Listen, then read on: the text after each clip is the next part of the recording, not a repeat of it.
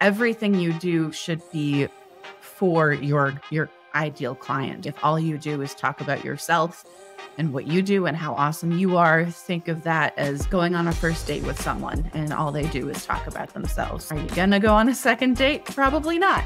So don't do that in your marketing. They want to know what you can do for them. So focus on that in all of your content and you'll be golden.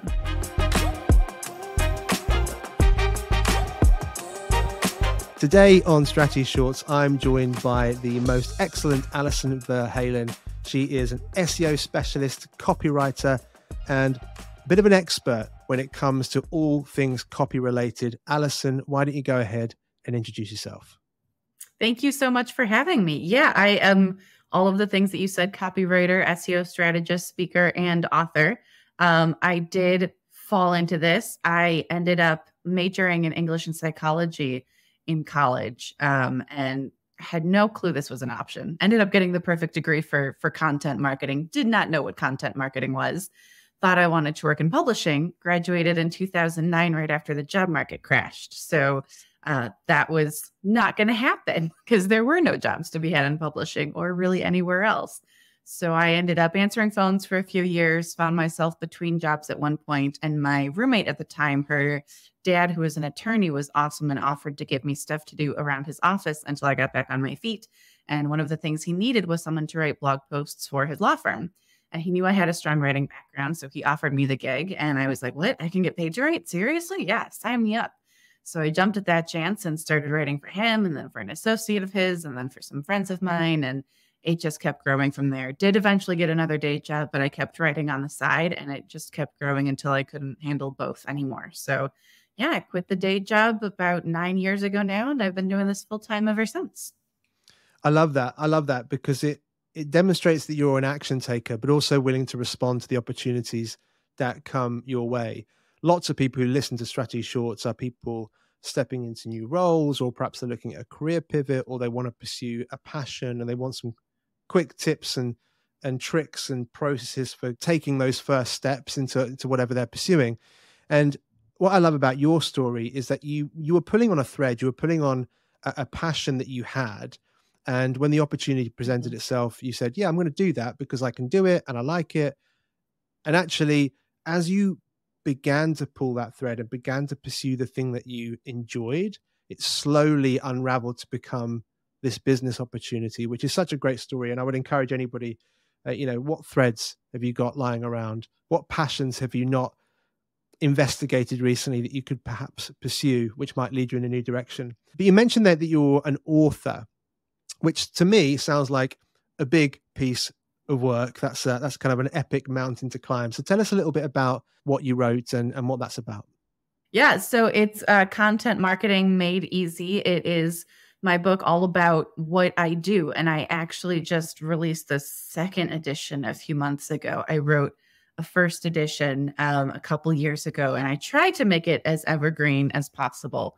And then AI happened. I was like, okay, now I have to write a whole chapter on AI. But the goal of the book was to lead people through the process of creating and implementing a content marketing strategy that they could implement themselves, put it in terms that the average person can understand. I think when a lot of people hear SEO, which by the way stands for search engine optimization, I keep forgetting not everyone knows that acronym off the top of their head. I refer to it as making Google your friend, right? So you want to get found when people are looking for you. So there are certain things you have to do with your website and your content to make sure that happens. So a lot of people think of it as like it's rocket science or brain surgery. It's this really big, intimidating thing that only super smart people can understand.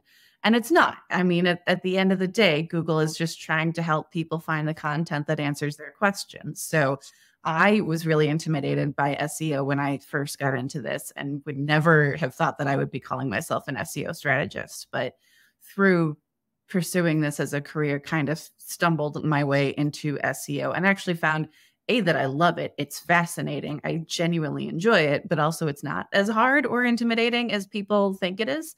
So I wanted to write this book to make it super accessible for everyone. I love that turn of phrase, making Google your friend. if you're listening or watching, we'll be sure to link Alison's book in the show notes. So go and check that out.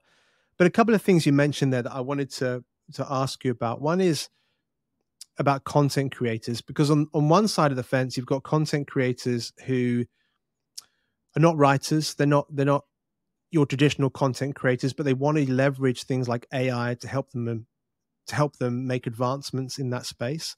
But then you've got other types of content creators, wordsmiths, people who love that craft and have devoted their lives to it on the other side of that tricky balance. I'm just wondering where you think we're headed in the world of AI, and what kind of impact that's likely to make on your work, but also just what's your hot take on AI copywriting in general? Yeah, that's kind of a tricky question, like as far as where we're going in the future, because no one really knows, do we? In the immediate aftermath, it has actually helped me because a lot of people are using AI without really understanding how to make the most of it. If you're just creating content for the sake of creating content, then absolutely go ahead and use ChatGPT or one of the other AI content generators. And I use generation in quotes because it's not really generating anything. It's just scraping content that already exists and repurposing it for you. So it's really hard to stand out from the crowd. It's really hard to position yourself as a thought leader in your industry if you are just saying the same thing everyone else is saying in more or less the same way that they're saying it. So I have had a really easy time standing out from the crowd with all of this AI because I put a lot of effort into understanding my clients, their brand, how they want their brand to be perceived, who their ideal client is, how we can position them as a thought leader in their industry. So that's the content that I'm creating for them. And it's just miles above anything AI can create. I actually got one client last year who had initially hired another marketing agency, and he hated the content that he got from them, and he put it through an AI checker, and it came back like 90 something percent AI written. And he decided he needed someone to actually write the content for him and not just use the computer.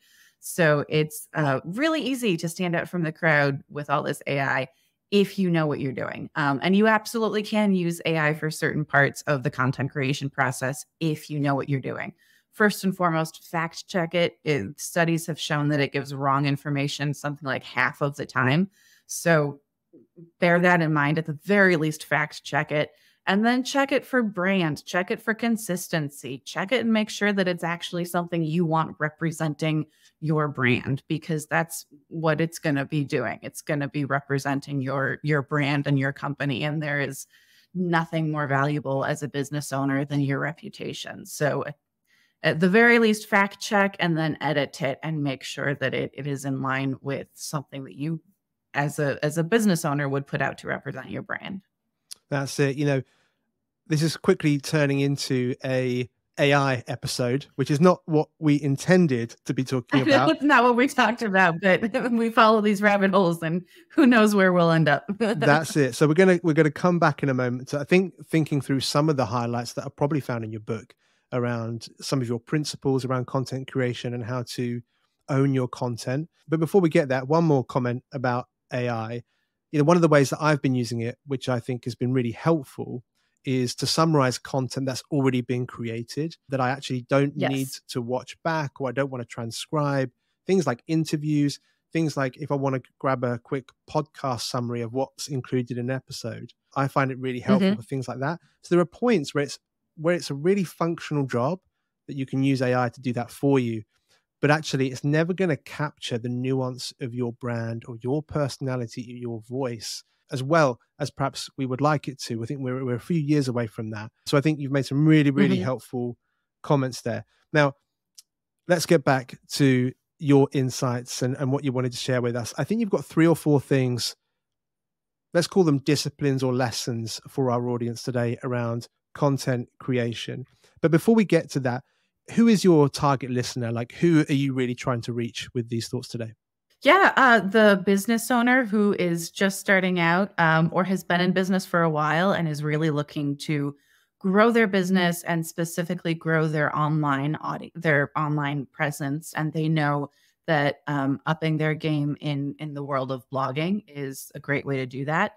A lot of small business owners are told they need to be blogging for their business, and they don't really know what that means or even why they're supposed to be doing it. So I would love to reach those people and explain to them, A, why it's so valuable, but also how to do it right. Because like I said, you can create content for the sake of creating content, and you're not going to get very far. You're not going to get the results that you really want. Whereas if you're really intentional with your blog and all of your marketing efforts, you can get awesome results. Awesome. So we've had a couple of planning calls about this discussion, and sometimes we have 3 insights, sometimes we have 5. Who knows how many we're going to get today? Why don't you take us through your top 3, 4, 5, something like that? Yeah, absolutely. So first and foremost is own your content. When people hear blogging, I always talk about making sure it's on your website, but other people think, well, LinkedIn is a blog, Medium is a blog. Yes, those are options, but you don't really own the content. Those websites can shut down at a moment's notice. They can delete your content. They can delete your account without any explanation. Presumably there's some reason they did it, but you may or may not ever get an explanation as to what that reason was.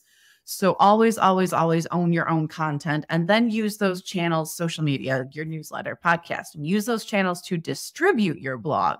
But it should live on your own website where you own the domain. You control every aspect of it, because that is the only online real estate that you own rather than rent. So first and foremost, make sure it is on your website that you own. Next up is consistency in every aspect, consistency in your brand, your voice, the language that you use, consistency in publishing. One of the most common questions I get is, how often should I be publishing? The bare minimum is once a month, ideally 2 or 3 times a month. Every other week is good. Every week is better. But if you can only do, once or twice a month, then do that. And make sure that it is high quality. So don't kill yourself trying to create tons of content every week. If you can only do one really stellar blog post once a month, then awesome, do that. But make sure that it is stellar. So you got to have that quality and that consistency. So it's a really good blog post every single month is going out. Set yourself a schedule. Don't put one out on the 1st of the month and then the next month on like the 30th. Make sure it's always on the 1st or always on the 15th or whatever date you choose. Make sure you are super consistent with that schedule. Treat it just like any other deadline. You got to put new content out on that schedule. So that is it. And then my next tip is keep your audience front and center in everything that you do. What language do they use? What questions are they asking related to your industry that you can answer for them in your content? Where are they in the buyer journey? What makes sense as the next step in the buyer journey? How are you going to get them to take that next step in the buyer journey? Everything you do should be for your ideal client so that you can create content for them and lead them through the buyer journey. If all you do is talk about yourself and what you do and how awesome you are, think of that as going on a first date with someone and all they do is talk about themselves. Are you going to go on a second date? Probably not.